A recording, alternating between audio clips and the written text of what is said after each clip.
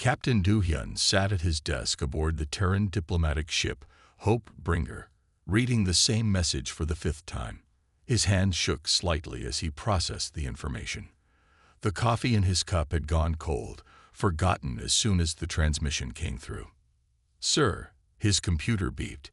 "Another message from Colony World Eden 7. "Show me," he said, his voice tight with concern.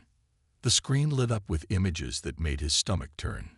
Children's toys scattered across sterile floors, empty beds with medical equipment nearby. And most disturbing of all, small handprints on glass walls. Do-hyun had seen many things in his 15 years with the Terran diplomatic corps, but this was different. The Rakshani, one of the oldest species in the galaxy, had always acted superior to humans. Now he knew why they kept their research stations so secret. He pressed a button on his desk. "Officer Yoon, get me a direct line to Earth Command. Priority 1. While waiting for the connection, Do-hyun looked at the star map on his wall. Red dots showed all known Rakshani research facilities. There were 23 of them, spread across 12 different systems. Too many to be a coincidence. The screen buzzed to life, showing Admiral Kim's tired face. "Captain Do-hyun, it's 300 hours here. This better be important." "Sir, I found them. The missing children from the outer colonies. The Rakshani have them." The Admiral's sleepy expression vanished. "Explain." "Now." Do-hyun sent the images and data. "We've discovered evidence of at least 23 hidden facilities. My source on Eden 7 confirms they're holding human children there. Numbers unknown, but early estimates suggest hundreds." "Hundreds." The Admiral's face turned red. "How long has this been going on?" "Based on the data, at least 3 years. They've been very careful, sir. Taking kids only from remote colonies, never more than 2 or 3 from the same place. Parents were told their children died in accidents or from illness." The Admiral stood up, now fully awake. "Do the Rakshani know we've discovered this?" "No, sir. My contact is part of their cleaning staff. They've been gathering evidence for months, waiting until they had enough proof." "Keep it that way, Captain. I'm calling an emergency council meeting. We need to handle this carefully. The Rakshani are powerful, and we don't want them hurting those children if they feel threatened." Do-hyun nodded. "There's more, sir. The facilities. They're not just holding cells. They're laboratories. They're studying the children." The Admiral's jaw clenched. "Studying what exactly?" "We don't know yet, but my contact overheard something interesting. The Rakshani keep talking about human adaptability and emotional capacity. They seem fascinated by it. Keep digging, Captain, but be careful. I'll send Lieutenant Hyun to help you. She's our best synopsychologist. If anyone can figure out what the Rakshani want with our children, it's her." After the call ended, Do-hyun walked to his window. The stars looked different now, colder somehow. Somewhere out there, human children were alone, scared, being treated like lab animals by aliens who saw themselves as superior beings. He touched the glass, his reflection showing the determination in his eyes. "We're coming," he whispered, though the children couldn't hear him. "Just hold on a little longer." His computer beeped again. Another message from Eden 7. This time, it was a video file. Do-hyun hesitated before playing it, knowing it would only fuel his anger. But he had to know, had to understand what they were dealing with. The video showed a small room with white walls. A human girl, maybe 6 years old, sat at a table with a Rakshani researcher. They were doing some kind of test with colored blocks. The girl was crying, asking for her mother. The Rakshani ignored her tears, making notes on a tablet. Do-hyun stopped the video. He'd seen enough. The Rakshani had forgotten something important about humans, something that made them different from other species in the galaxy. Humans protected their young. Not just parents, but all humans. It was part of who they were. And the Rakshani were about to learn that some lines should never be crossed. "Computer," he said, his voice steady now. "Set course for Eden 7. Maximum speed." The stars outside his window blurred as the ship jumped to faster-than-light travel. The hunt had begun. Lieutenant He-yun stepped off her shuttle onto the Hope-bringer's landing deck. Her small travel bag held only the basics. She had left Earth within an hour of receiving the Admiral's call. The ship's lights were dimmed for night cycle, but she could see Captain Do-hyun waiting for her. "Lieutenant," he said, bowing slightly. "Thank you for coming so quickly. I read the files during my flight," she said, following him to the ship's command center. "Have you found anything new?" Do-hyun's face darkened. "Yes. My contact sent more videos. The Rakshani. They're testing the children's ability to form bonds." He-yun stopped walking. "What kind of tests?" "They put two children together, let them become friends. Then they separate them. They want to see how the children react, how quickly they form new bonds." They entered the command center, where screens showed maps and data from the Rakshani facilities. He-yun walked to one screen showing a young boy playing with building blocks. "This is live?" she asked. "Yes. From Eden 7. The boy's name is Taho. He's 5 years old." He-yun watched the boy carefully stack the blocks. A Rakshani researcher sat nearby, taking notes. "He's trying to build something specific," she said. "Look at how he keeps checking his work. He's remembering something from home." "How can you tell?" "The way he's building. It's not random. He's recreating something familiar, probably his home." She touched the screen gently. "He's adapting to his situation, but he hasn't given up his memories. That's what fascinates them about us." Do-hyun looked confused. "What do you mean?" "Most species, when captured young, either completely reject their new environment or fully embrace it. Humans do neither. We adapt while keeping our core identity. It's rare in the galaxy." She moved to another screen, showing different children in various situations. Some played together, others sat alone. A few were doing tests with the Rakshani. "They're studying our adaptability," she said. "But they don't understand it. They think it's just about survival. But it's more than that."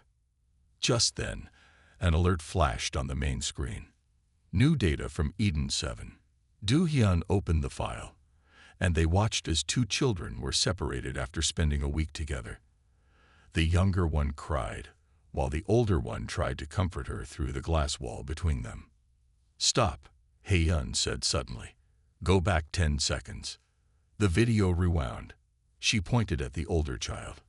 "Watch her hands." The girl was making simple gestures while looking at her friend. He-yun smiled.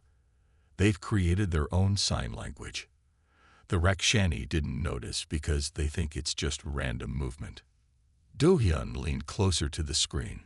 "You're sure?" "Positive. The children are communicating right under their captors' noses. They've adapted to their situation while maintaining their connections to each other." She turned to Do-hyun. "This is why the Rakshani are so interested in us. Other species might learn to survive in captivity, but humans, we build communities. We create new ways to connect. We don't just survive. We live." The captain nodded slowly. "Can you use this? Find out more about what's happening in there." "Yes. Give me access to all the video feeds. I need to watch how the children interact. They're talking to each other. We just need to learn their language." For the next several hours, He-yun studied the videos. She made notes about each child, their gestures, their patterns of behavior. The more she watched, the more she understood. "Captain," she called finally, "I know what the Rakshani are really studying. It's not just about adaptability or emotional bonds. They're studying human creativity." "What do you mean?" "These children, locked away from everything familiar, are creating their own mini-society. Their own language, their own games, their own rules. The Rakshani think they're observing human weakness, our need for connection, but they're actually seeing our greatest strength." Do-hyun walked to the window, looking out at the stars. "And they have no idea what they've done, do they?" "No," He-yun said quietly. "They think they're studying human children, But what they've actually done is create an army of small, creative, determined humans who have learned to outsmart them. When we rescue these children, the Rakshani will learn just how dangerous that was. The captain smiled for the first time since she arrived.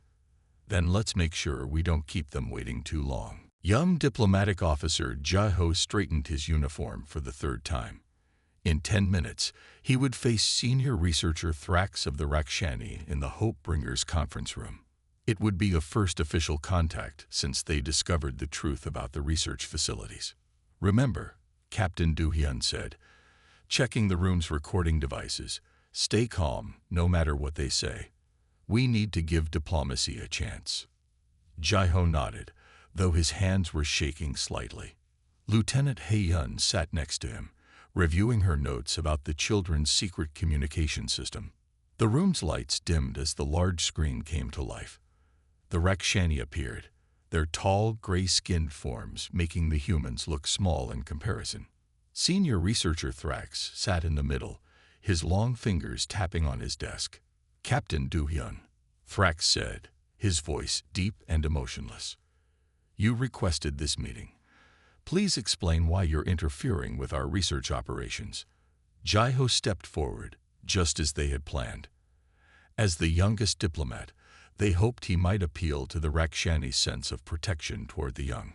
"Honored researcher," Jai-Ho said, keeping his voice steady, "we have discovered that you are holding human children in your facilities. This violates several galactic laws and human rights agreements." Thrax tilted his head. "Ah, you found our study groups. Fascinating subjects, human children. Their ability to adapt is remarkable." "They are not subjects," Jai-Ho said firmly. "They are children. They were taken from their families. This must stop." The Rakshani researcher made a sound like grinding stones, their version of laughter. "Young human, you don't understand. This research is too valuable to abandon. Do you know how rare it is to find a species whose young can form complex social bonds in captivity?" Hae-yun stood up suddenly. "They're not just forming bonds. They've created their own language, their own society. They're showing signs of advanced problem-solving and creative thinking." "Exactly." Thrax's eyes lit up. "Which is why we must continue our work. Think of what we could learn. How this could help us understand human potential." Do-hyun stepped forward. "These are our children, not lab animals, not test subjects. Children, with families who love them and miss them." "Love," Thrax said the word like it tasted strange. "That's exactly what makes your species so interesting. This emotional attachment you form. We need to understand it." Jai-Ho tried one more time. "Please, if you want to study human adaptation and emotional bonds, we can arrange willing adult volunteers. But you must release the children." The Rakshani leader waved his hand dismissively. "Adult subjects would contaminate the data. We need pure subjects, unmarked by cultural conditioning. Only the young can give us accurate results." Hae-yun's face showed growing anger, but she kept her voice calm. "You don't understand what you're dealing with. Human children aren't just adaptable. They're resilient. And when humans discover their children are being hurt, Thrax interrupted. "We provide them with food, shelter, and mental stimulation. They are perfectly safe." "Safe?" Do-hyun's voice rose slightly. "You took them from their homes. Their families think they're dead. You're experimenting on them. That's not safe. That's cruel." The Rakshani leader stood up, towering over them even through the screen. "This meeting is over. The research will continue. Your species is young in the galaxy, humans. You don't understand the importance of scientific progress. And you," Jai-Ho said quietly, "don't understand the importance of family to humans." The screen went black. For a moment, nobody spoke. Finally, Do-hyun turned to his team. "Well, we tried diplomacy. They gave us their answer." "What now, sir?" Jai-Ho asked. The captain's eyes were hard as steel. "Now we show them why taking human children was the biggest mistake they've ever made. Lieutenant Hae-yun, contact Earth Command." Tell them diplomacy has failed. He looked out the window at the stars. It's time to show the Rakshani what happens when you threaten human children. Security Officer Sung Min sat in the dim light of his office aboard the Hope Bringer, his eyes fixed on the screens before him. For 6 hours straight, he had been watching footage from the Rakshani facilities. His coffee had gone cold, but he barely noticed. "Computer, play file 2187 again," he said, rubbing his tired eyes. The screen showed a small room with white walls. A 7-year-old girl sat alone at a table. A Rakshani researcher entered, carrying what looked like a simple puzzle box. "Watch closely," Sung Min said, as Lieutenant He-yun entered his office. "This is where it gets worse." In the video, the girl solved the puzzle quickly. The Rakshani took it away and gave her a harder one. Again, she solved it. This repeated several times until the girl, clearly exhausted, asked to stop. The Rakshani ignored her plea. "They're pushing them too hard," He-yun said, her hands clenching into fists. "This isn't research anymore. It's torture." Sung Min nodded grimly. "Keep watching."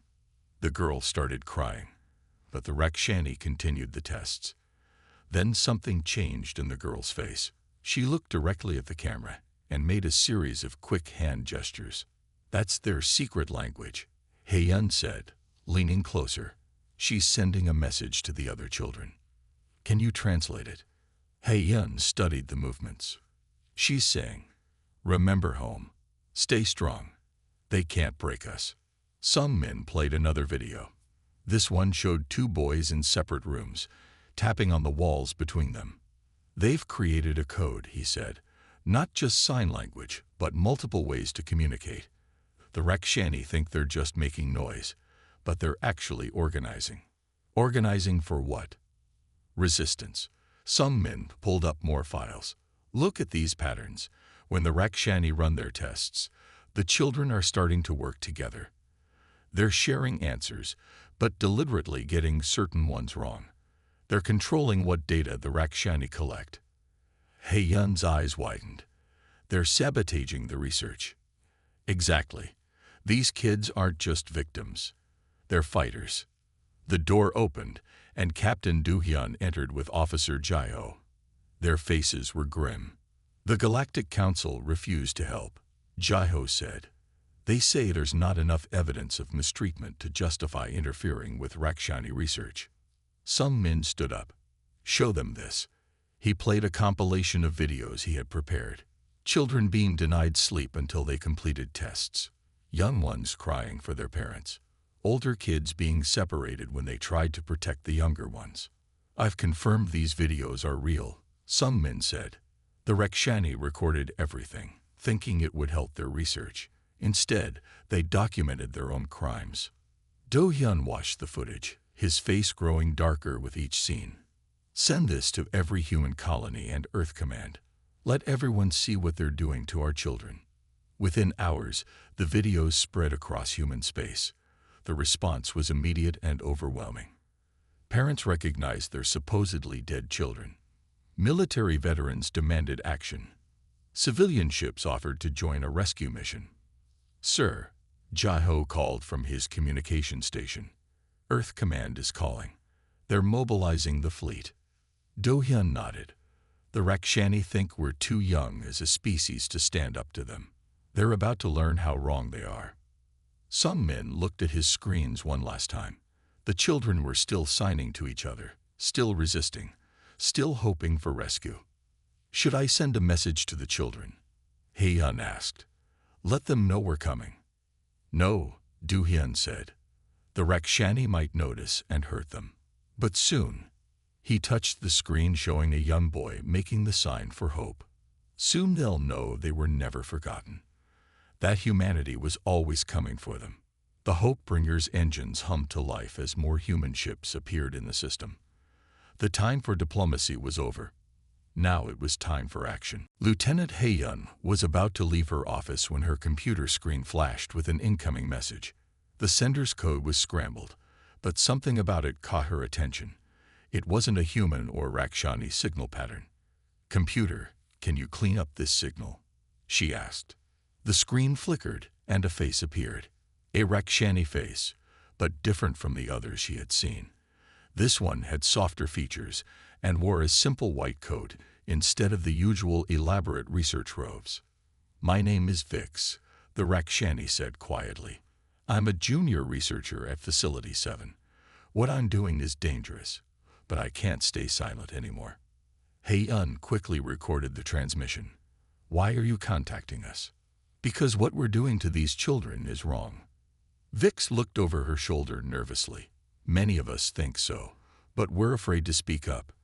The senior researchers have too much power." "How many of you oppose the experiments?" "Almost half the junior staff. We joined to study human adaptability, not to torture children." Vix's hands shook as she handled something off-screen. "I'm sending you files now. Security protocols, guard rotations, facility layouts." Hei-yun watched as the data flowed into her computer. "Why help us now?" "Yesterday, I saw something that changed everything." Vix's voice trembled. A small boy, maybe 4 years old, shared his food with a younger child who was crying. When the senior researcher saw this, he decided to starve both children for a day to study their response to punishment. Hei-yun's fists clenched. Did they hurt the children? No. Those of us who oppose the experiments have been finding ways to secretly get food to them. But it's getting harder. The senior researchers are planning more extreme tests. They want to see how far they can push human children before they break. Just then, Captain Do-hyun walked in. He stopped when he saw the Rakshani on screen. "Captain," Hei-yun said quickly, "this is Vix. She's helping us." "There are more facilities than you know about," Vix continued. 32, not 23, and they're planning to take more children. They think they're close to understanding what makes humans different from other species. Do-hyun stepped forward.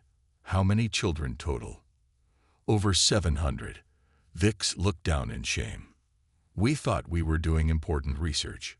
We didn't realize, didn't want to see what we were really doing." "Are you willing to testify to the Galactic Council?" Do-hyun asked. "Yes, several of us are. We've been collecting evidence, documenting everything. The senior researchers think we're being thorough. They don't know we're building a case against them." Hei-yun sent a quick message to Officer Jae-ho to join them. When he arrived, Vix was showing them the security systems of the facilities. "The hardest part will be disabling the defense shields," Vix explained. "They're designed to kill anyone who tries to break in. But I can help.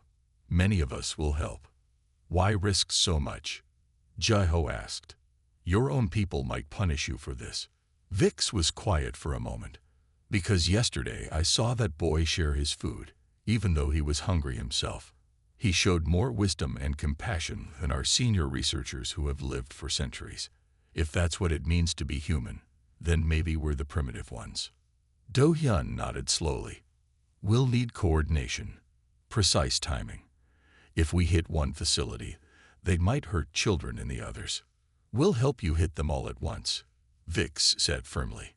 "There are enough of us now. We just needed to know humans were coming, that we wouldn't be fighting alone." Hei-yun looked at the captain. "This changes everything. With inside help, we can save them all," Do-hyun finished. He turned to Vix. "Tell your people to be ready. When we move, it will be fast." Vix nodded. "The children have suffered enough. It's time to end this madness." As the transmission ended, hope filled the room. They weren't just fighting the Rakshani anymore. They were fighting alongside them. The command center of the Hope Bringer was packed with officers studying maps and data streams. Lieutenant Hei-yun and Officer Jae-ho sat with their Rakshani ally Vix on the main screen, while Captain Do-hyun and Security Officer Sung-min worked on the rescue plan. "The biggest problem is time," Sung-min said, pointing to the facility maps. "We need to hit all 32 locations at exactly the same moment. If we're even a minute off, they might hurt the children." "My people have planted special devices in each facility," Vix explained. "When activated, they will shut down the security systems for exactly 3 minutes." Heyun looked up from her tablet. 3 minutes isn't much time. It's all we can manage without being detected, Vix said. The senior researchers check all systems every 5 minutes. 3 minutes is our safe window. Do-hyun studied the tactical display. So we need to get in, get the children, and get out in 3 minutes. For all 32 facilities. At the same time, Jaiho stepped forward. I've been talking to the children through their secret sign language. They're ready to help. They know all the facility layouts. They've been watching guard patterns for months. Can we trust them to stay calm during the rescue? Sung-min asked. Heyun smiled. These kids have been preparing for this longer than we have. They've already organized themselves into groups. Older ones know to help the younger ones. The room's main screen lit up with new data from Vix. We've marked the fastest routes through each facility, she said, and we've found ways to slow down any guards who try to respond. How many rescue teams do we have? Do-hyun asked. Sung-min checked his list. 32 teams of 6 people each, all volunteers from the fleet, plus backup teams standing by. The Galactic Council still won't help, Jaiho added, but 3 other species have secretly offered support. They've had their own troubles with Rakshani research in the past. Do-hyun nodded. Good. We'll need their ships to help block any Rakshani reinforcements. Heyun pulled up images of the children's secret signs. I've taught the rescue teams the basic signs they'll need. The children will recognize these as friendly signals. My people will wear white coats, Vix said. The children know to trust anyone in white. We'll help guide them to the rescue teams. Sung-min projected a timeline on the main screen. Here's how it will work. At exactly 300 hours, Vix's people activate the security shutdown. At 330 seconds, our teams breach the facilities. At 3:02, all teams must be moving toward extraction points with the children. What about the senior researchers? Jaiho asked. They won't just stand by and watch. Leave them to us, Vix said firmly. We've prepared distractions. They won't reach the children in time. Do-hyun looked at each person in the room. This is the biggest rescue operation in human history. We have one chance, if we fail. We won't fail, Heyun said. She pointed to a message she'd received from one of the children. In their secret code it said, "We are ready. We are strong. We will help you help us." These kids have survived months of tests and captivity, she continued. They've built their own community, their own language, right under the Rakshani's noses. They're not just victims waiting to be saved. They're partners in their own rescue. The captain straightened his uniform. Then let's not keep them waiting. Send the word to all teams. We move in 6 hours. As the room burst into activity, Heyun sent one last message to the children in their code. Be ready. Count to 3. Freedom comes. The response came quickly. We will count. We will be ready. We are not afraid. In 32 facilities across the galaxy, children watched and waited. In hundreds of rescue ships, teams checked their equipment one last time. And in countless hidden corners, Rakshani allies in white coats prepared to help right a terrible wrong. The countdown had begun. At exactly 2:50 hours, Captain Do-hyun stood on the bridge of the Hope-bringer. 32 rescue ships waited in position near their targets.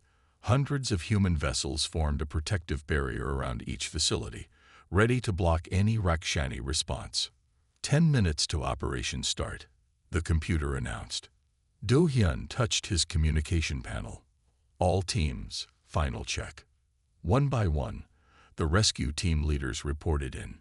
Each team included a medical officer, a security expert, and 4 specially trained rescue workers. They all knew they had just 3 minutes to save the children. Lieutenant Heyun, status? Do-hyun asked. The children are ready, she replied from her station. They've been passing the message through their secret networks. All groups are prepared to move. Officer Sung-min. Security systems mapped and targeted. Our programs are ready to support Vix's shutdown devices. Officer Jaiho. Friendly Rakshani confirm they're in position. White coats are ready to help guide the children. At 2:55, Vix's face appeared on the main screen. Senior researchers are all heading to their morning briefing. They suspect nothing. The minutes ticked by slowly. Do-hyun watched the countdown clock. 5 minutes. 4, 3. All ships, power down to minimal systems, he ordered. Let them think we're just another patrol group. At 2:59, the rescue teams moved into their final positions. Each member checked their equipment one last time. They all carried special tablets showing the fastest routes through the facilities, programmed with the children's secret signs. 1 minute, the computer announced. Do-hyun opened a channel to all ships. Remember, we're not just soldiers today. We're not just rescuers. We're humanity's message to the galaxy. Today we show everyone what it means to threaten human children. 30 seconds. In 32 facilities, Rakshani allies in white coats moved quietly toward their positions.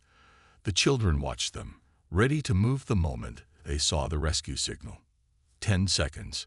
Hae-yun's fingers hovered over her console, ready to send the go signal to the children in their own code. 5, 4, 3, 2, 1. Execute, Do-hyun commanded. Across all 32 facilities, the security systems went dark. Rescue ships burst into action, racing toward their targets. The children's secret networks lit up with messages. They're here. At exactly 330 seconds, the rescue teams breached the facilities. They moved fast, following their planned routes.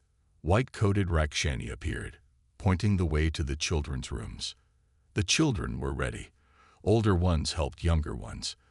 They moved in the organized groups they had planned, following the rescue team's signals. In Facility 7, a rescue team found 20 children already waiting by the exit, holding hands in a chain, just as they had practiced in secret. In Facility 12, children helped carry sleeping babies to the rescue ships. The senior researchers finally realized something was wrong. They rushed from their meeting, but found all transport tubes locked, all communications jammed. Through the windows, they watched in shock as human ships appeared everywhere. At 3:02, the first group of children reached their rescue ship. More groups followed quickly. The children's practice and preparation paid off. They moved fast and stayed calm, just as they had planned. Do-hyun watched the rescue counter on his screen tick upward. 100 children saved. 200. 500. Sir, Jeho called out. Rakshani warships detected coming out of faster-than-light travel. Let them come, Do-hyun said calmly. By the time they get here, it will be too late. He was right. At exactly 3:03, the last group of children reached their rescue ship. The 3-minute window closed, security systems reactivated, but it didn't matter. 743 children were safe. Not one was left behind. All teams report mission complete, Sung-min announced, his voice full of pride. Do-hyun looked at the approaching Rakshani ships. Send them a message. Your research is over.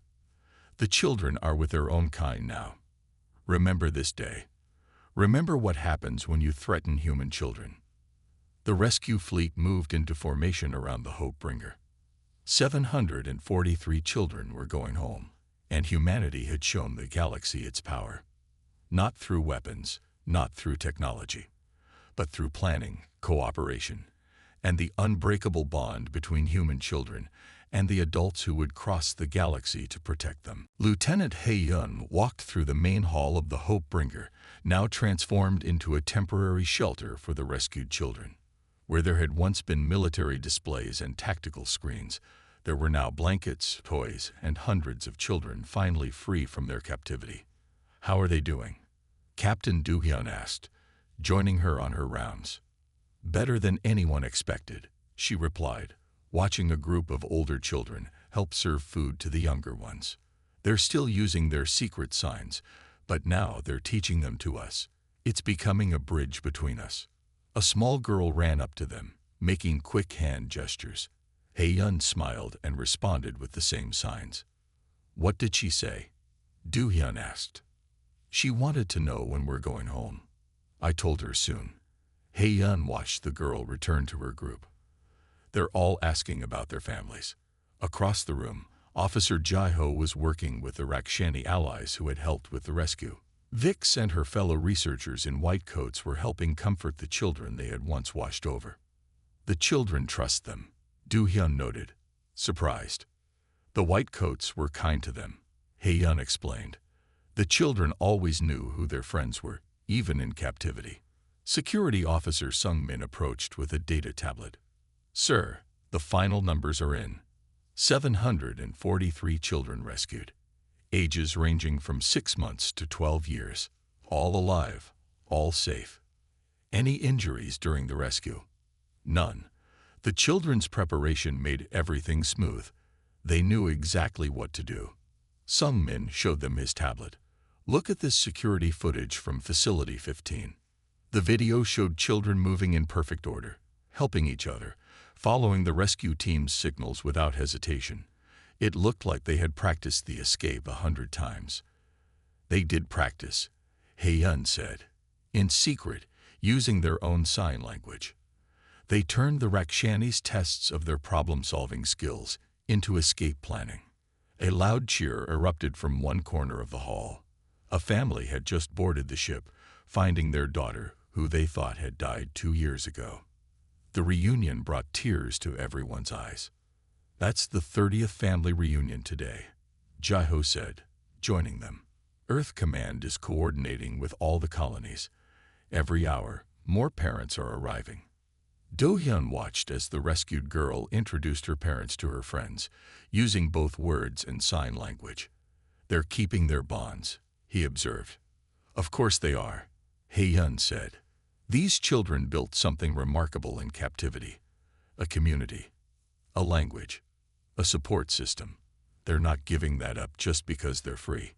More cheers filled the hall as another family arrived. The children's secret network spread the word faster than the ship's announcements could. The Rakshani don't understand what they created, Sung-min said.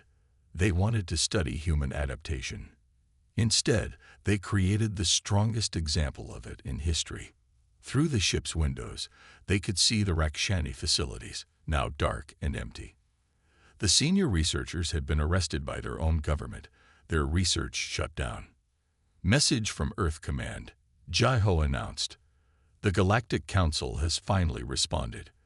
They're sending representatives to document everything. They want to understand how we pulled this off. Show them this, Hae-yeon said, pointing to the hall full of children. Show them how humans respond when our children are threatened. Show them what adaptation really means.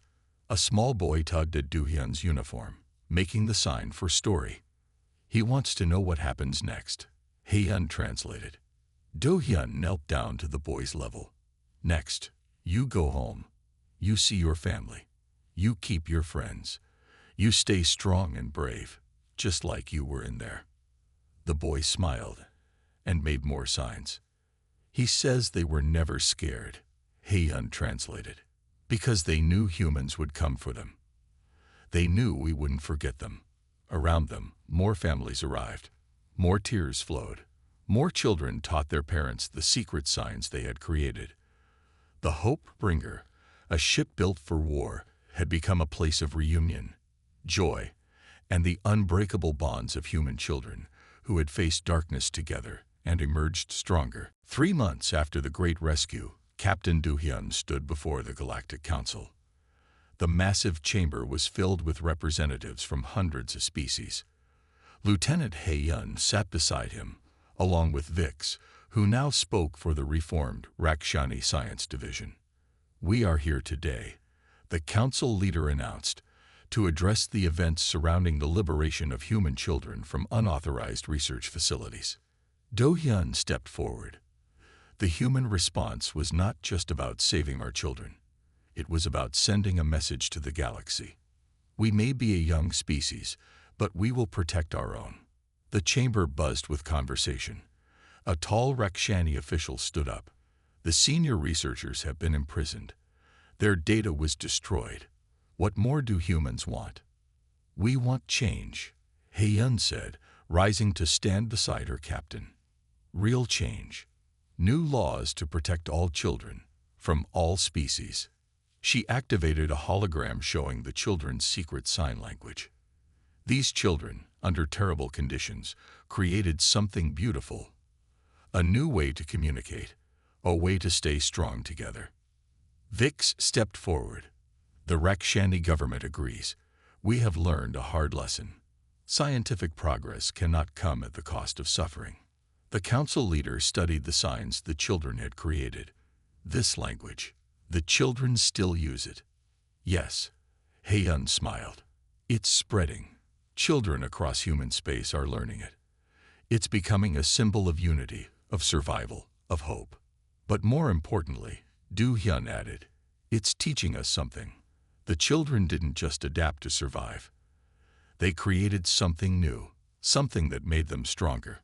Officer Jai-ho, watching from the Hope Bringer, sent a live feed to the council chamber. It showed children in a new school, teaching their sign language to others. Among them were young Rakshani, their hands moving in the same patterns. This is the real discovery, Heyun explained. Not how humans adapt, but how we bring people together. Even in darkness, these children built bridges. The council chamber was silent for a moment. Then the leader spoke. We have reviewed the evidence. The rescue operation was impressive. 743 children saved in 3 minutes. No casualties. No shots fired. How? Because we had help, Du Hyun said, gesturing to Vix. Because even among those who seemed to be our enemies, there were people who knew right from wrong. Security Officer Sung Min's voice came through the communication system. The rescue succeeded because everyone worked together. The children, the human fleet, the Rakshani allies. It showed what we can accomplish when we unite for the right cause. The council leader nodded slowly. The Galactic Council has reached a decision. New laws will be passed protecting the rights of children from all species. Research on sentient beings without consent is now forbidden. And the children, Heyun asked, will be remembered as the ones who taught us all a lesson. Their story will be added to the Galactic Archives. Their language will be recognized as an official form of communication. Do Hyun looked at the images of the children, now safe and happy. They never lost hope. Even in captivity, they kept their humanity, their ability to care for each other, to create, to adapt. That's what makes us human. Vix touched the captain's shoulder.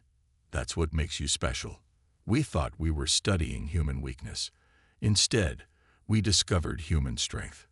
The council chamber erupted in applause as the new laws were officially passed. Across human space, families celebrated. The children who had been rescued were healing, growing, teaching others their special language. In schools across the galaxy, young ones of different species learned to make the signs that meant hope, friend, and together. The language of imprisoned children had become a symbol of unity. Do Hyun looked out at the stars through the council chamber's window. Somewhere out there, the Hope Bringer continued its patrol, ready to protect those who needed help. We came to the stars as a young species, he said quietly. But we proved something important. You don't need ancient technology or centuries of development to be strong. You just need to remember what matters most. Heyun smiled, making the children sign for future. The galaxy had learned an important lesson. Never underestimate humans, especially when it comes to protecting their children.